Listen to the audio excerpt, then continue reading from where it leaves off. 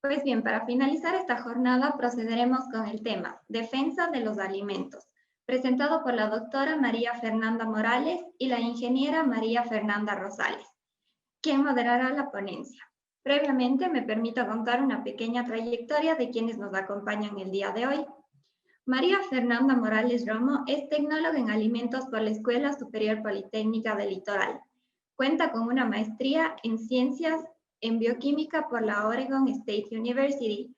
Se destaca como docente investigadora del ESPOL y docente de posgrados. Fue consultora de varias empresas de procesamiento y servicios de alimentos, además de auditora de sistemas de gestión e inocuidad dentro y fuera del país. Ha participado como ponente y asistente en varios cursos y congresos nacionales e internacionales, además de contar con una vasta trayectoria en publicaciones en revistas científicas. Por otra parte, tenemos a María Fernanda Rosales Medina, quien es tecnóloga e ingeniera en alimentos por la Escuela Superior Politécnica del Litoral. Cuenta con varios posgrados, entre ellos de estadística y una maestría en gestión de la calidad y seguridad alimentaria por la Universidad de La Salle. Al presente ha culminado el doctorado en Ciencias de los Alimentos por la Universidad de La Habana, Cuba. Cuenta con algunas publicaciones y ha ganado varios premios en congresos internacionales por sus investigaciones presentadas. Actualmente es coordinadora de la carrera de Ingeniería en Alimentos de la Universidad de La Salle. Sin más, doy paso a la ingeniera María Fernanda Rosales y María Fernanda Morales para que comiencen con su exposición. Muy buenas tardes con todos. Muchas gracias por permitirnos participar el día de hoy. Y le voy a dar la palabra a María Fernanda Morales y agradecerle de parte de la carrera de Ingeniería en Alimentos de la Facultad de Ciencia y Tecnología de la Universidad de La SOY, pues por su apoyo este día para el Congreso Internacional de Ética. Por favor, María Fernanda, si nos acompaña con su conferencia. Gracias. Sí, muchas gracias María Fernanda. Agradezco a quienes han coordinado este magnífico evento que ahora con tanto de lo que hemos escuchado y lo estamos viviendo, que hace falta muchísimo en aterrizar las definiciones de ética desde todo punto de vista, desde cualquier campo en que nos desarrollemos. El tema de hoy ante este congreso es el tema de defensa de alimentos. Y pues voy a comenzar con mi exposición, voy a publicarla.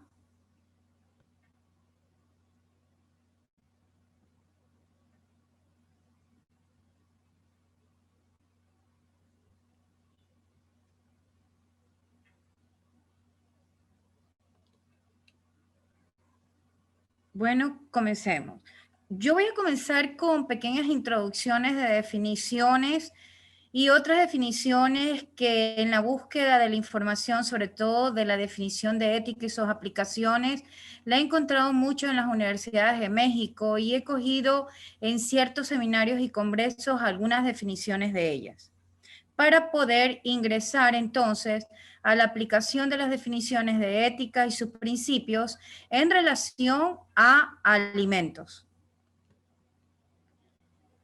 Bueno, esto define así la Universidad Autónoma del Estado de Hidalgo, del Instituto de Ciencias Económicas Administrativas, en uno de los congresos que ellos desarrollaron el año pasado. Y dice así: los problemas morales son una realidad. El hombre siempre se ha preocupado por el bien y el mal. Quizás la moral no interese mucho cuando todo funciona aparentemente bien, sino es cuando surge la violación de un derecho, aparece la ética. Cuando yo leo eso me ubico en el Ecuador, nos ubicamos cómo se han sucedido todos los hechos que ahora son de conocimiento público para todos nosotros. Es decir, el conflicto entre lo que se desearía hacer y lo que se sabe que no se debe hacer es constante. Y lo que se sabe que no se debe hacer es constante. Esto todos nos convertimos, por lo tanto, en una forma espontánea en jueces apenas advertimos la actuación que nos afecta, y es la que vemos en la desviación respecto a lo que se debería ser. Esta definición, pues después de haber leído tantos seminarios con relación a ética, la propongo aquí porque definitivamente se enmarca a todo lo que estamos viviendo hoy en día en nuestro país, en Latinoamérica. ¿Qué es la ética? Es la disciplina filosófica que estudia el bien y el mal, sus relaciones con la moral y el comportamiento humano, conjunto de costumbres y normas que dirigen, valoran el comportamiento humano en una comunidad. La ética es un análisis sistemático, crítico de la moralidad, de los factores morales que guían la conducta humana en una determinada práctica de la sociedad. Son definitivamente conceptos sencillos para poder entender hacia dónde vamos a estar enrumbándonos, ¿no? Con introducción a alimentos. ¿Cuáles son estos valores éticos y morales del alcance al estudio de la ética? La integridad, la honestidad, la justicia, el respeto, la libertad, la responsabilidad, la veracidad. Son de los que más podemos, no son los únicos, pero posiblemente son los de los que más deberíamos introducirse o enmarcar en la teoría hoy en día para la aplicación de valores éticos y morales. Esto también lo cogí de este simposio de la Universidad Autónoma del Estado de Hidalgo. ¿Cuál es el objeto de la ética? Son un cuerpo sistemático de normas que intentan dirigir la conducta de los individuos según principios previos, discriminación entre lo bueno y lo malo, los términos del deber, de justicia, vocación de responsabilidad y conciencia, en los dos casos de aplicación de normas, percepciones, deberes. Pero ¿quién nos dice que estamos cumpliendo los deberes? ¿Quién se convierte en la conciencia de lo bueno y lo malo? Eso tendríamos que preguntarnos a los entendidos, ¿no? La ética como teoría moral, la ética no se propone dirigir vida humana, sino explicar la conducta moral. No intenta decidir a cada cuándo qué hay que hacer o omitir en cada caso concreto de la vida. Propone la Universidad Autónoma de Hidalgo en México. Y finalmente, los principios éticos establecidos por las teorías morales determinan el comportamiento de los individuos. Habría que ver cuál es la práctica de esos principios, hacia dónde apunta, cómo aplicarlos y cómo nosotros mismos ser nuestros propios autojueces de la implementación de esos principios. Se propone entonces en este congreso lo que es defensa alimentaria y por lo tanto en alimentos. ¿Qué pasa ante la falta de estos principios que tiene el alcance de la ética? ¿Qué pasa con todos los valores que son objetos del estudio y de la manera de aplicarlos en cualquier tiempo en el ámbito del individuo, trabajo, personal? Estos valores deben aplicarse más aún cuando se relacionan a la cadena de suministros de alimentos, bebidas y agua. Poder volverse blancos de actos intencionales de adulteración es realmente, posiblemente, uno de los targets más fáciles de alcanzar, y ya lo vamos a ver. Este es un cuadro de uno de los simposios internacionales Inocuidad de Alimentos en el 2018, celebrado aquí en Ecuador, en donde proponen este gráfico donde los X de las X es acción y de la Y es motivación. Y por lo tanto, en el ámbito de la gestión de riesgo a la falta de ética aplicada a una cadena alimentaria, se propone una ganancia económica y un daño a la salud pública, económica y de terror. Para la ganancia económica está todo lo que es calidad de alimentos y lo que es seguridad de alimentos, y para la ganancia económica también está el fraude alimenticio. Para todo lo que es el daño a la salud pública está un atentado a la inocuidad alimentaria o está lo que es la defensa alimentaria. Todo lo que es calidad de alimentos, sea para ganancia económica o para lo que es el daño a la salud pública, puede ser sin intención, es decir, no valorar que puede cogerse algo que intencionalmente pueda perjudicar un eslabón de la cadena alimentaria. En cambio, los intencionales está el fraude económico que puede atentar a la calidad, un simple hecho de declarar un peso en un empaque y vender un peso menor es un hecho de fraude económico. Pero el fraude económico que nos interesa en la gestión de inocuidad alimentaria, nos interesan los fraudes económicos, no solamente una ganancia económica, sino que a la vez puede causar daño al individuo.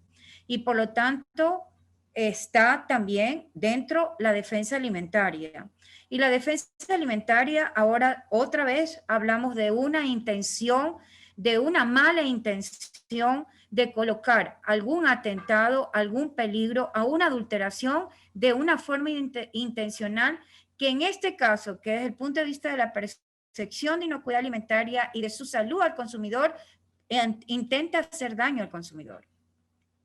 Tanto el fraude alimentario, que está incluido en la defensa alimentaria, intenta no solamente una ganancia económica, sino que sin medir las consecuencias pueden hacer daño al consumidor.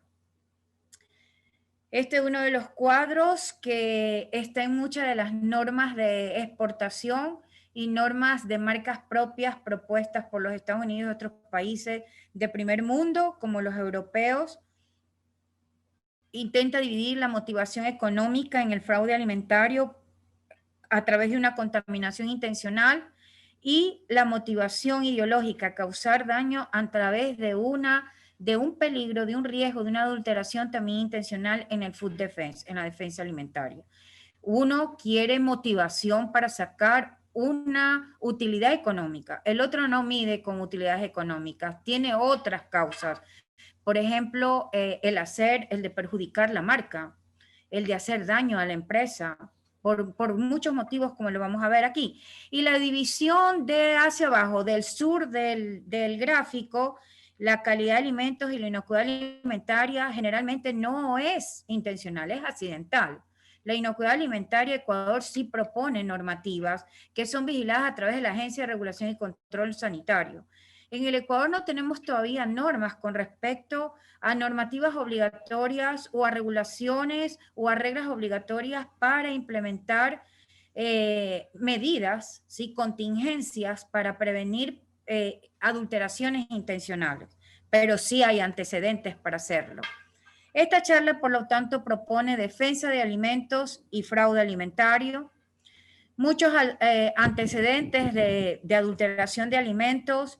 Por ejemplo, uvas envenenadas hace 30 años en los Estados Unidos intencionalmente, y 30 años después, pues recuerdan los chilenos con esto que hizo realmente un desajuste en la economía de ese país. Sentencia de 20 meses para los involucrados en los casos de licor adulterado en Quito, 120 niños intoxicados en Quito. Otros que he encontrado, la Agencia Nacional de Regulación y Control Sanitario y Vigilancia Sanitaria ha detectado 1.700 alimentos procesados, adulterados. ARSA detectó más de 1.700 alimentos procesados, adulterados y caducados. La verdad es que en realidad hay mucha información sobre esta realidad de adulteración intencional para sacar beneficios económicos sin pensar en el bienestar del consumidor, fisiológico, de salud, psicológico. Otro de los antecedentes, yo voy a comenzar con el tema de las uvas que pasó en Chile. El 13 de mayo del 89, la Food and Drug Administration de los Estados Unidos informó el hallazgo de uvas contaminadas con cianuro. El daño económico para ese país, Chile, ascendió a más de 400 millones de dólares y la suspensión de la exportación de este producto. 30 años después, recuerdan lo que pasó en ese momento y cómo definitivamente causó un caos económico al suspender la exportación de las uvas chilenas a los Estados Unidos. Cerraron muchos cultivos, muchas vinícolas, muchos despidos.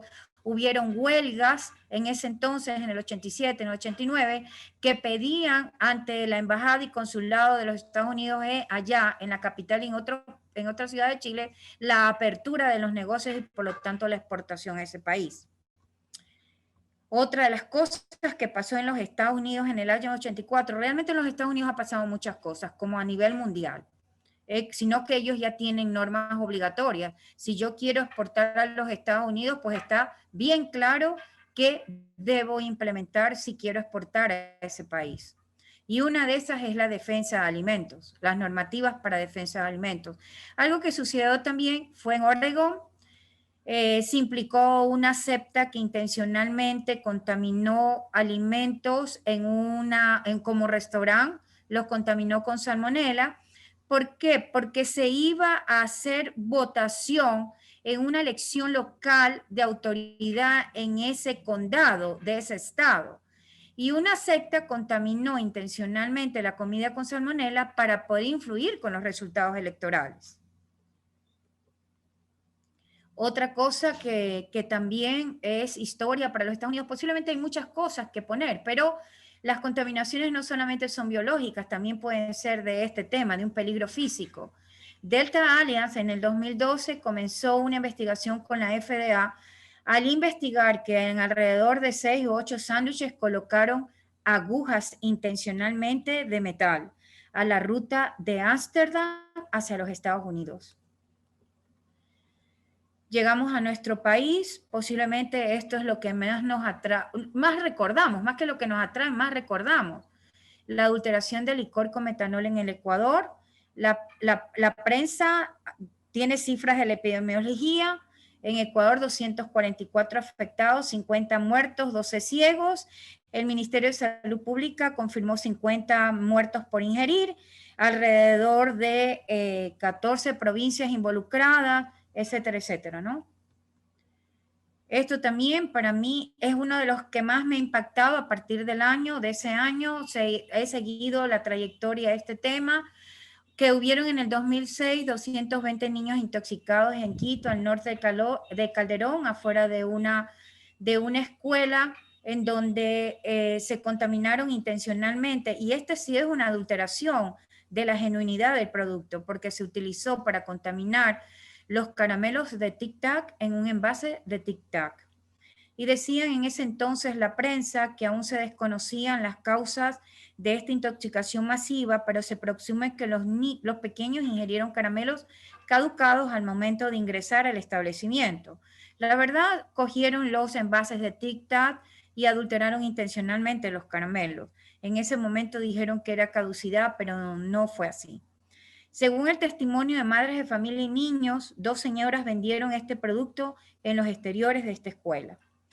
Lo último que hubo entre el 2018 y el 2019, un operativo de Interpol, bueno, uno de los últimos datos, ¿no? Hay mucho dato, de Interpol contra alimentos adulterados, deja más de cientos de detenidos, 177 millones de dólares de almacenes de productos adulterados en 78 países. Ahí entró también nuestro país. Dentro de los productos mayormente adulterados se encontraron paquetes de queso, pollo con fechas de caducidad falsificada, bebidas que contienen productos sí peligrosos o lotes de carne almacenadas en condiciones sanitarias ilegales, según informó la Interpol. En este operativo participó dentro de los 78 países Ecuador. ¿Cuándo comienza el dinamismo de la norma? Principalmente no de nuestra norma, sino del dinamismo de la norma internacional para la exportación principalmente. Y empieza desde los atentados en el 2001, en septiembre 11 del 2001, a las Torres Gemelas en los Estados Unidos. En ese mismo año, un año después, con relación a estos atentados, se envía a través del correo público de los Estados Unidos una bacteria que era el anthrax, como una consecuencia de ataques bioterroristas. Los Estados Unidos comenzó el dinamismo normativo y en el 2002 publica obligatoriamente algo que llaman ellos el prior notice, la notificación prioritaria, y antes de enviar los envíos, todo envío, todo empaque, toda presentación de todo producto debe ser notificada. Ahora sí, no solamente a la aduana de ese país, sino también a la FDA con antelación. ¿Cuál es la diferencia entre inocuidad alimentaria versus la defensa de alimentos? La verdad que es muy claro para nosotros. La defensa de los alimentos no es lo mismo que inocuidad alimentaria. La defensa de alimentos se enfoca en tratar de implementar un conjunto de medidas que prevengan la adulteración de productos de una manera intencional con peligros químicos, desinfectantes, químicos, no sé, químicos para desratizar, químicos control de plagas, para poder, como pusieron en la comida de este restaurante de la secta en los Estados Unidos, una salmonela, u otro tipo de peligro como el físico en el avión de Delta Airlines, este tipo de peligro físico como fueron las agujetas o estas agujas en estos 6 sándwiches en el vuelo Amsterdam a los Estados Unidos. En cambio, en el tema de inocuidad alimentaria, nosotros estos peligros sí podemos predecirlos, no son de una manera intencional. Si llegan a un producto es porque hay una falta de capacitación, por desconocimiento, porque principalmente es por desconocimiento. No se conocía que se definía o que se tenía que hacer una medida tal, ahora normativa dentro de ARSA, y que pretende pues hacer o instaurar medidas de control para peligros que pueden prevenirse. Entonces esto es, ¿no? La inocuidad alimentaria no es intencional, es previsible. Hay posibilidad de control. Le ponemos medida de control y a esa medida de control le ponemos un instrumento de control. En una contaminación intencional, los incidentes no ocurren regularmente, no se pueden predecir. Ahí están algunas fotos de peligros como vidrios químicos intencionales, físicos, etcétera, ¿no? Ecuador, como les comentaba, sí propone la implementación de normativas ante las buenas prácticas de manufactura para instaurar medidas de control de peligros y riesgos en inocuidad alimentaria. No aún propone para defensa de alimentos. Para la exportación entonces a los Estados Unidos o normas de marcas propias como la ISO 22000 y FCC 22000, gestión de inocuidad alimentaria, la defensa de alimentos es toda medida de prevención y enfocada a proteger el suministro de alimentos de una contaminación intencional deliberada con diversos agentes. El Food Defense, por lo tanto, se define también como el conjunto de medidas estratégicas implementadas para prevenir esta contaminación intencional de agentes ahora sí específicos, biológicos, que tiene que ver con patógenos, químicos, físicos y hoy en día hasta radiológicos. Requiere entonces de la implementación de planes de defensa. Al ser un acto deliberado, los objetivos causan un alto nivel de impacto. Por ejemplo, un daño físico, un daño psicológico, un pánico, desconfianza al producto, desconfianza a la marca. ¿Por qué se puede dar una contaminación intencional?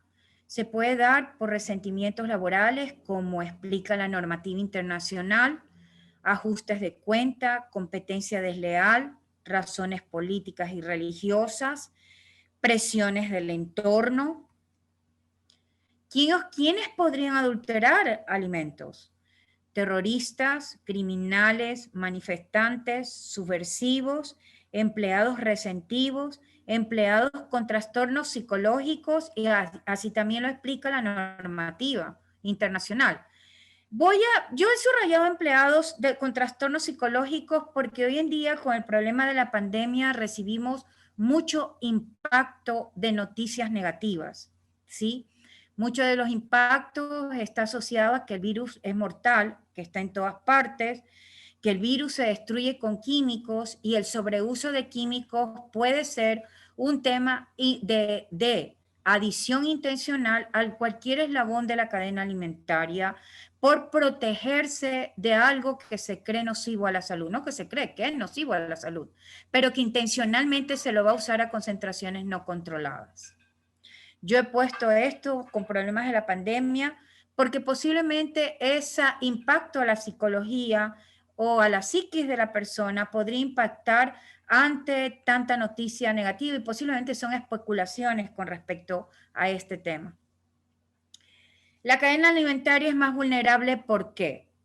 Dada a su apertura, a que es abierta y por lo tanto facilita su dispersión, facilita poner el objetivo. Se pueden generar pérdidas humanas, se puede generar pérdidas económicas devastadoras, miedo generalizado en la población, pérdida de la confianza de los consumidores en cualquier eslabón de la cadena de suministro de alimentos, en la marca, pérdida de confianza en las autoridades y lo más probable, la interrupción en el comercio de ese producto específicamente. ¿Dónde puede ocurrir la contaminación? La contaminación puede ocurrir desde una producción primaria hasta la cadena de transporte en el mismo retail de producto terminado, desde los reservorios de agua dentro de las plantas, que son definitivamente un target para quien podría tener un comportamiento intencional de adulteración, ¿no? Se ve que el agua debe ser, me invento, potabilizada como ejemplo, y va a echar la cantidad de sanitizante a un nivel descontrolado porque él cree que puede haber un descontrol en la medida de prevención para un control patogénico. Puede ser eso, ¿no? El target, los reservorios de agua. El ataque de cualquier punto en la cadena podría dañar un significativo número de personas y a gran daño, ¿no? Los objetivos fundamentales del Food Defense o de la defensa alimentaria está bien claro en las normativas internacionales. Es la prevención, es la capacidad de respuesta, inclusive el retiro de producto que intencionalmente fue adulterado y que fue liberado al mercado, la rápida recuperación de la confianza en la cadena alimentaria. Eso es las medidas que necesitamos y que exige la norma para la exportación a los países que tienen como regulación obligatoria la defensa de alimentos. Implica un plan de defensa de alimentos, ¿sí? Las plantas hoy en día deben implementar un plan de defensa de alimentos.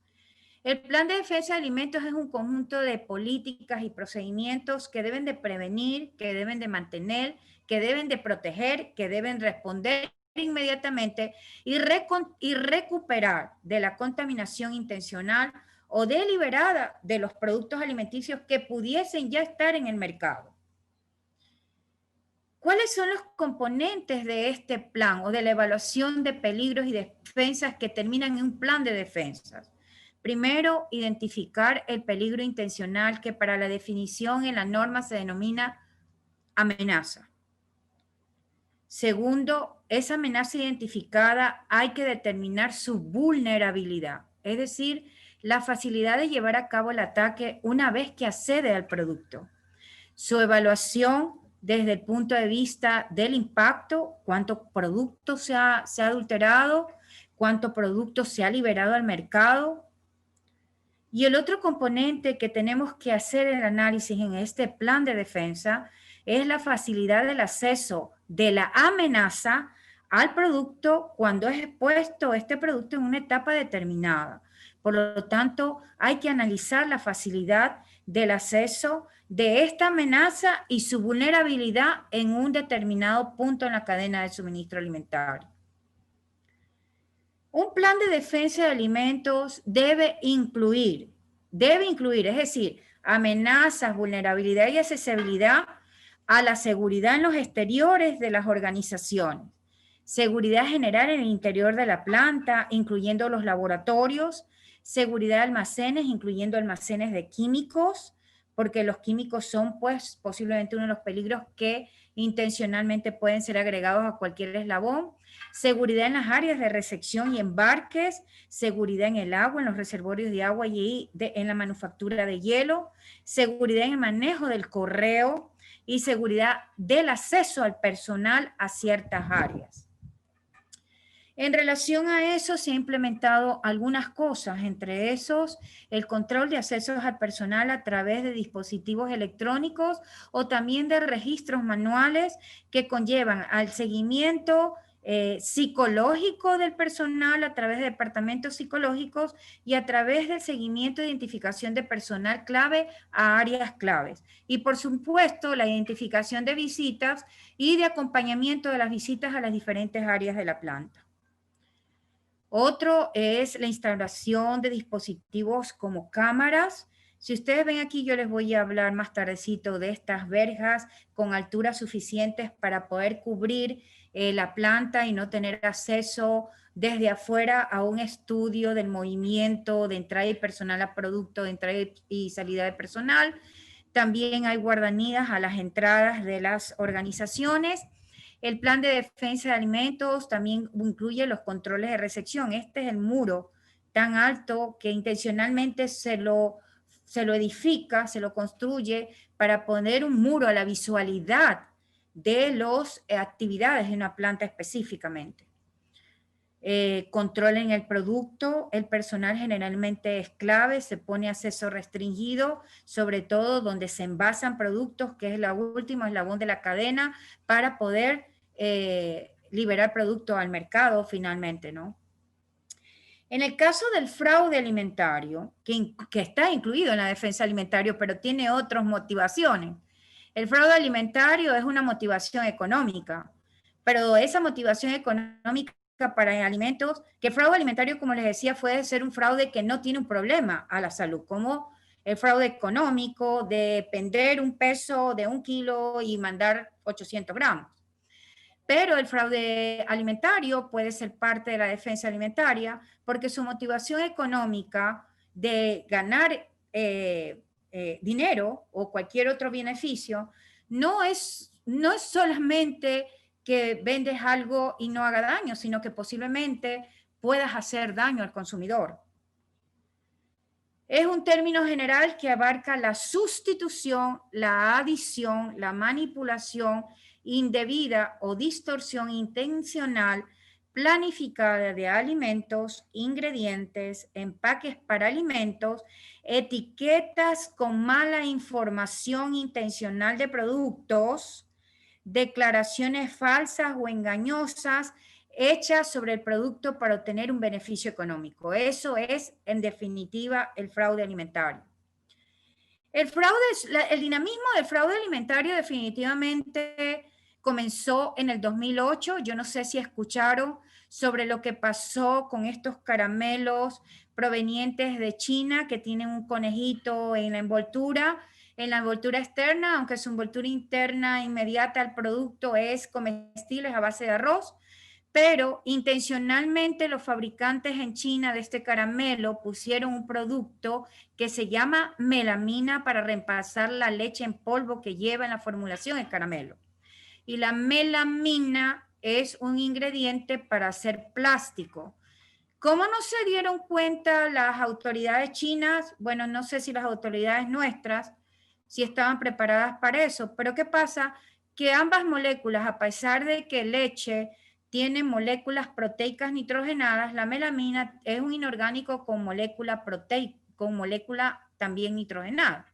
Un inorgánico nitrogenado versus un orgánico nitrogenado. No se dieron cuenta, se mandaron caramelos al mundo y el problema de la melamina es que pues altera el tema nervioso central, ¿no? Como el plomo en los juguetes en algún momento. También fue una adulteración intencional a los juguetes, cuando se puso plomo a los juguetes. Eso también fue por este año. Fue también emitido y expandido, difundido y exportado por China. La metodología para la evaluación de riesgos en fraude alimentario incluye no solamente el tema de la evaluación de riesgos, sino el estudio de una posible motivación económica a un producto determinado. Se ha hecho ya estudios de cuáles son los posibles alimentos que mayor posibilidad tienen de ser adulterados por tener una utilidad, por tener un fraude en tema económico, por hacer un fraude desde el punto de vista de la utilidad, de la ganancia. Estos son los 7 alimentos en los estudios de quienes exigen la implementación de regulaciones que prevengan el fraude alimentario. Está el aceite de oliva, que es un producto de gran demanda y caro.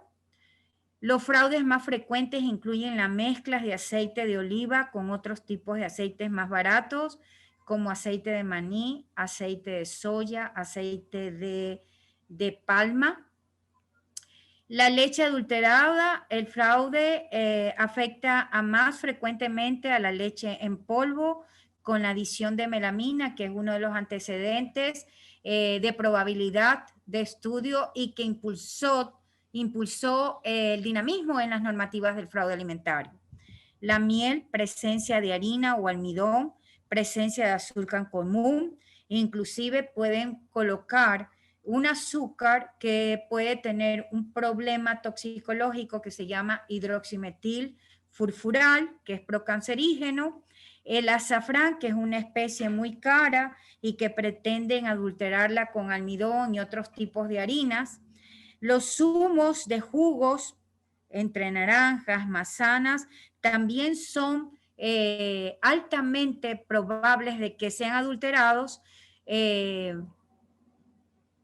por su costo, ¿no? Por poner una cosa y reemplazar otra por este costo, ¿no?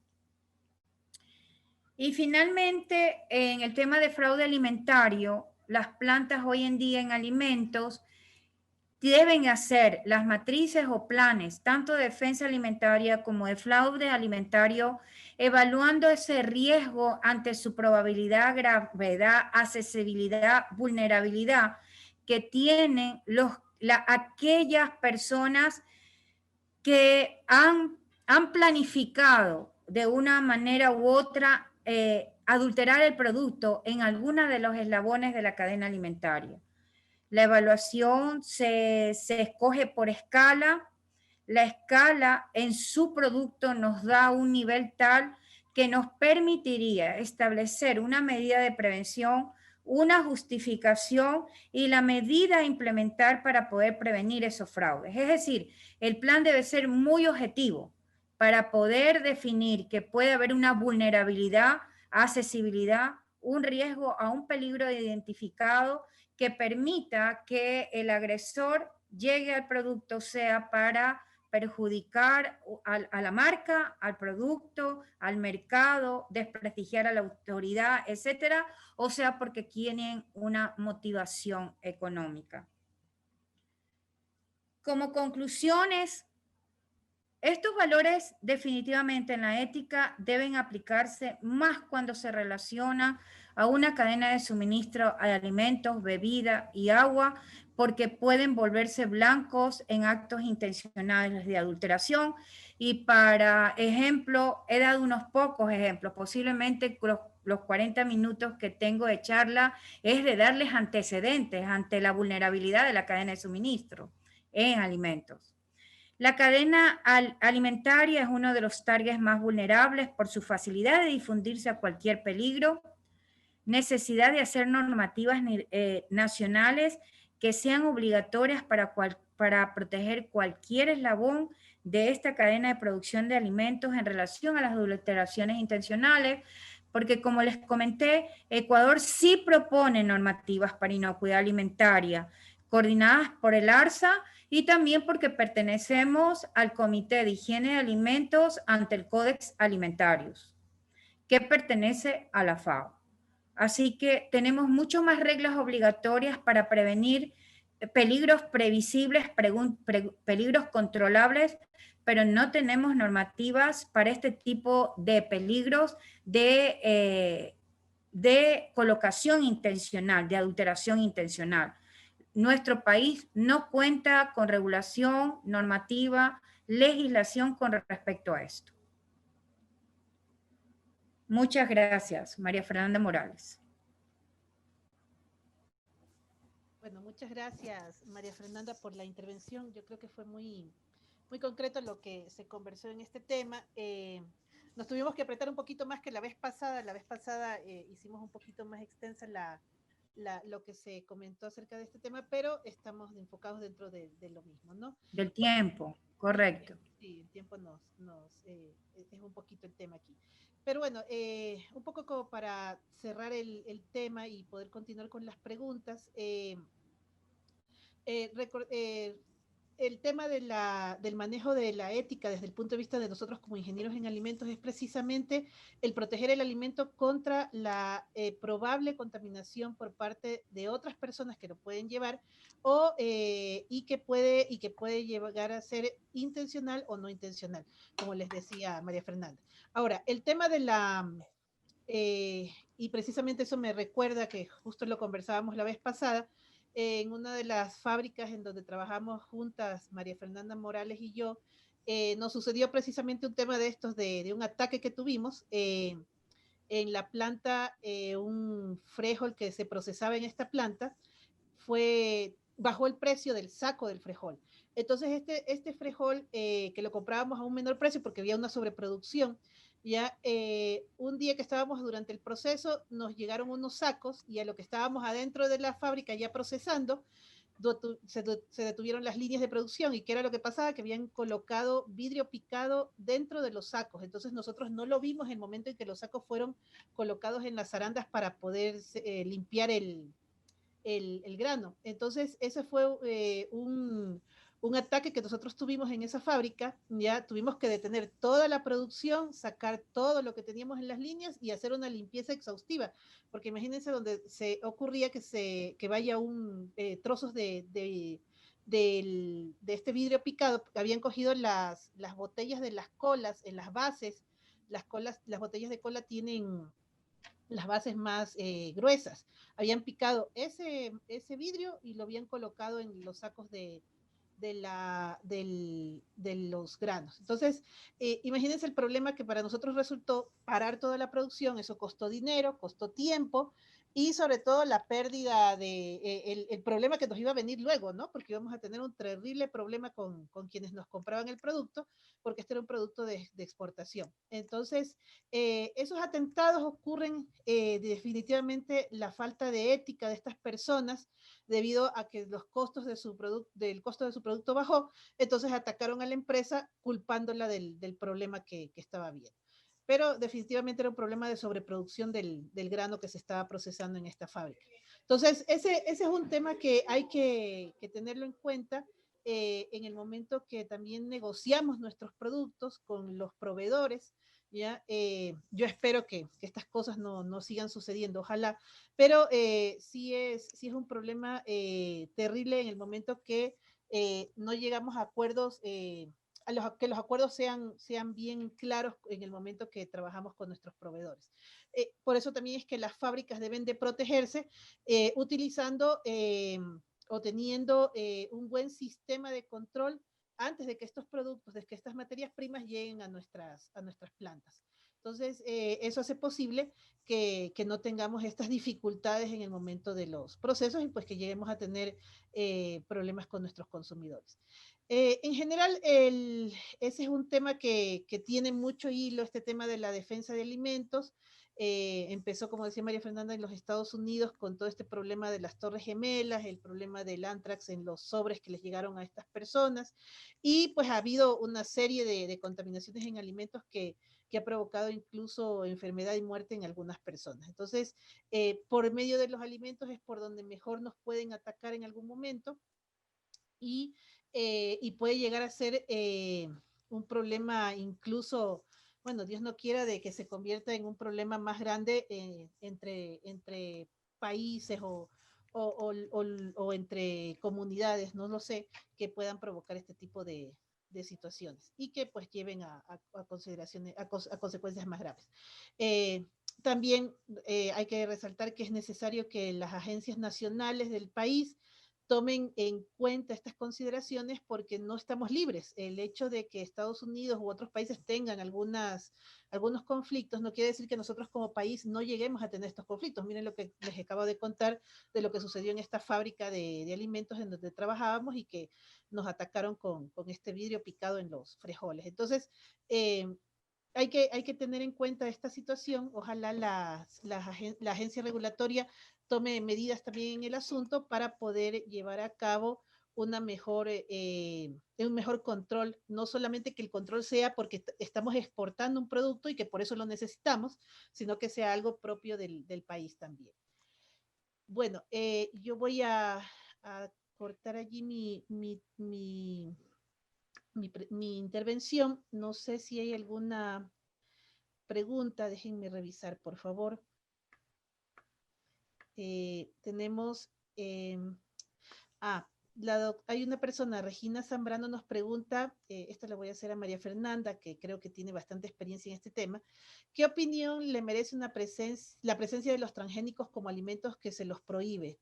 Están estos expresados en los artículos 15, inciso 2 y 400, segundo y 401.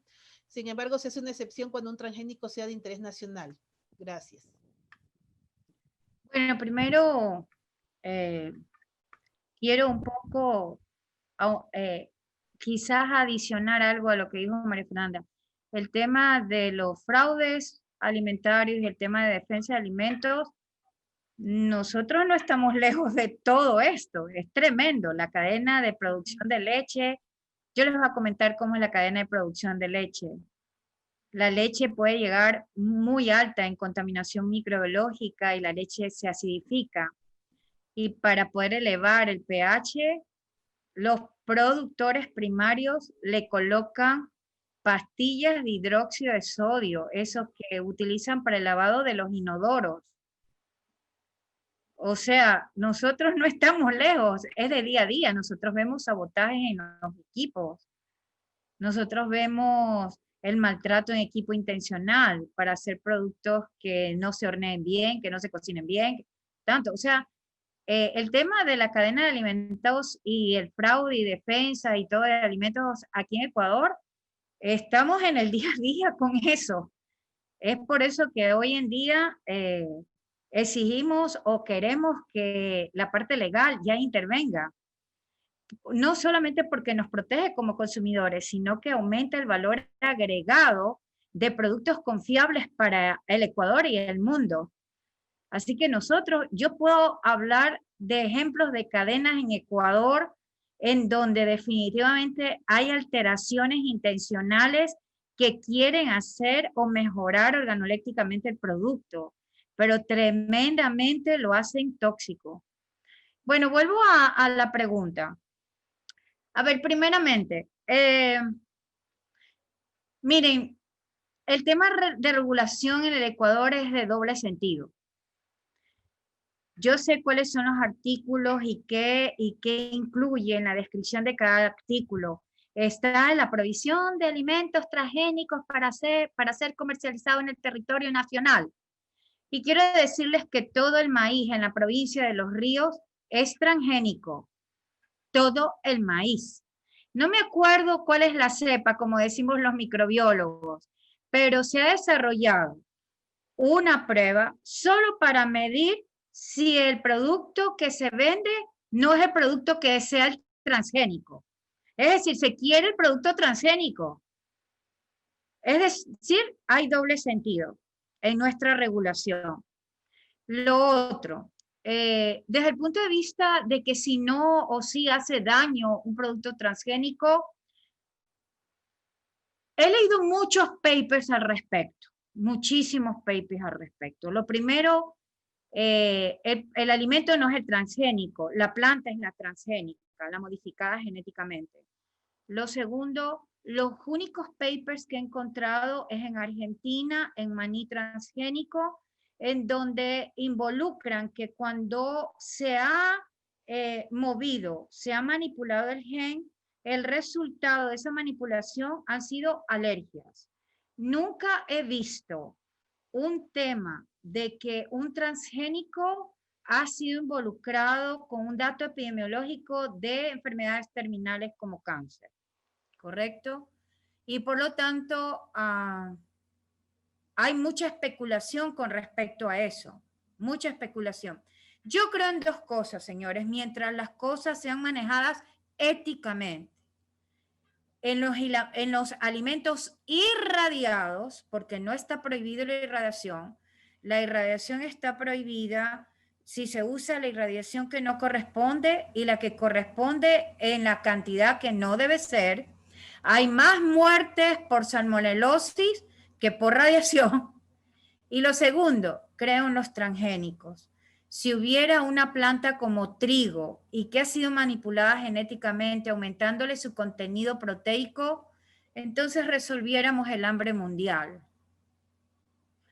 Siempre hay paradigmas en este tema de comercialización. Todo y cuando sea manejado con la ética, todo puede ser aplicable. Pero si nada es manejado con ética, imagínense con el tema de vacuna que estamos ahorita en una polémica, si nos vacunamos o no vacunamos, si el remedio es peor que la enfermedad. Ese es un tema de manejarlo en palabras de ética. Entonces, hay muchas especulaciones con respecto a investigaciones en transgénicos y en radiación. Pero como les digo, si si quisiéramos curar el hambre mundial, me encantaría una planta de trigo con su alto contenido energético y a la vez con un alto contenido proteico. No sé si he respondido a eso. Yo puedo referirle a algunos papers. Ya. Listo, muchas gracias. También nos preguntan, bueno, de este mismo tema de los transgénicos, Esteban Encalada nos pregunta si estos alimentos transgénicos, mejor dicho, el uso de transgénicos hoy en día en la industria alimentaria se los puede considerar como una alteración alimentaria. Como una adulteración. Pienso yo que puede ser adulteración, sí. Ok, todo alimento transgénico y todo alimento radiado debe exigir un etiquetado, ¿correcto? El etiquetado es obligatorio en decir, no sé si han visto los embutidos. Los embutidos dicen alimentos transgénicos. En nuestro país, todo etiquetado de embutido debe decir alimento transgénico. Yo lo que no sé es por qué no lo hacen a los alimentos a base de maíz, ¿correcto? Entonces, irradiados también. Ustedes pueden ir a la norma INEN 1334, parte 1, e inclusive le ponen el logo del aislamiento irradiado para poder ponerle en las manos del consumidor su compra, ¿correcto? Su adquisición, su decisión de adquirirlo.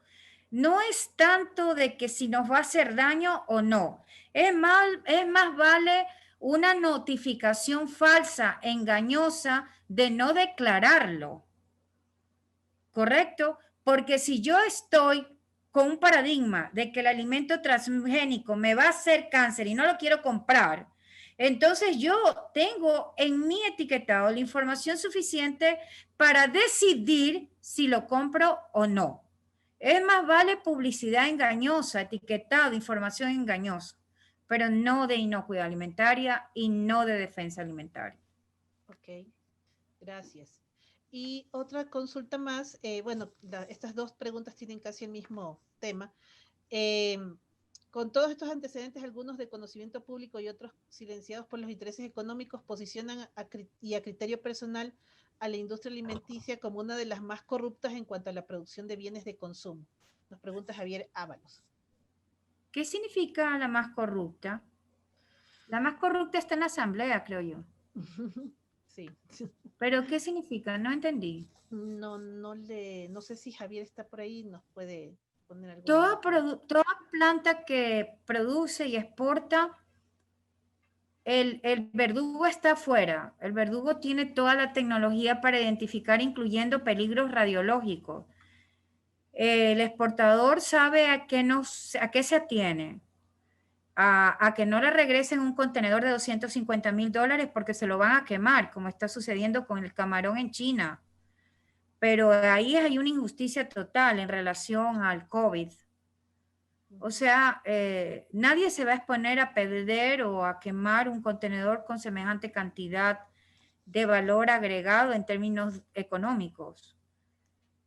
No sé, en la producción nacional hay empresas que son pero muy conscientes, pero también podríamos decir que hay empresas que quieren salir y no tienen el apoyo, y hay empresas que les importa un comino cualquier cosa. Pero ahí la pregunta es dónde está la autoridad y su ética. Ahí la pregunta es dónde está la supervisión, la revisión, la inspección, el control. Sí. Precisamente sobre ese tema del control, bueno, he estado yo conversando con varias personas del ARSA que son exalumnos de nuestra carrera, y ellos precisamente nos indican que el problema más grave que ellos tienen para el control es la falta de personal. Entonces eso también no permite que podamos llegar más allá en el control de los alimentos. Entonces ese también es un problema grave en este sentido de que la gente puede seguir haciendo cosas porque no podemos avanzar más allá de lo que podríamos hacer, ¿sí? Sí, correcto, correcto. Miren, si comparamos la inspección del control sanitario hace 20 años, hoy en día nos topamos ya con estudiantes, ex estudiantes formados por SPOL o por la Universidad de la SUAY, que son técnicos transparentes, con una ética muy elevada, con responsabilidad.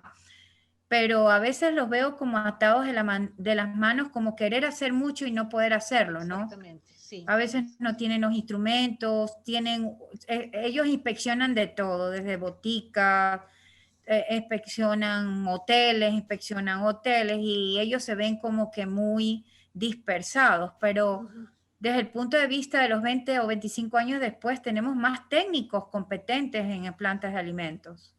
Exactamente, sí, en relación a lo que veíamos hace 20 años atrás y que nos tocó ver a nosotras, gente que no tenía ni idea de qué era lo que estaban haciendo y lo que querían era que les regalen cosas o les den dinero para poder salir adelante, para que pase la fábrica, que tampoco no era, eso era una falta de ética total por parte de esta gente.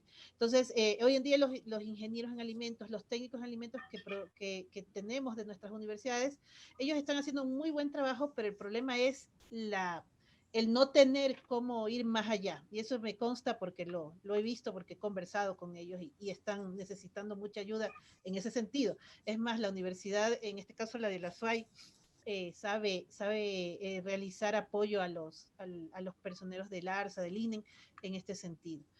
Bueno, y por último, ya para acabar, que nos queda un minuto,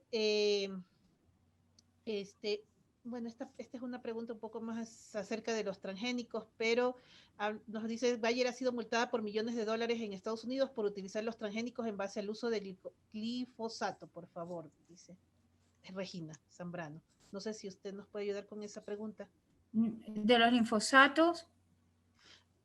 Dice, Bayer ha sido multada por millones de dólares en Estados Unidos por utilizar los transgénicos en base al uso del glifosato.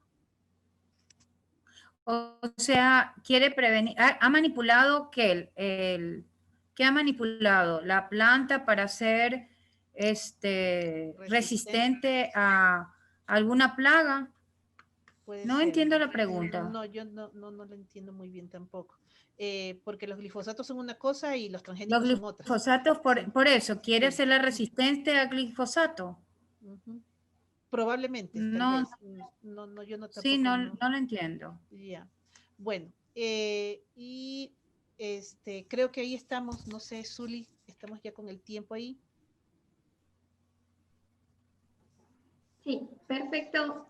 María Fernanda Rosales y María Fernanda Morales. Creo que hemos contestado ya todas las preguntas. Yo también ya realicé el seguimiento. Entonces, agradecerles por su increíble ponencia el día de hoy.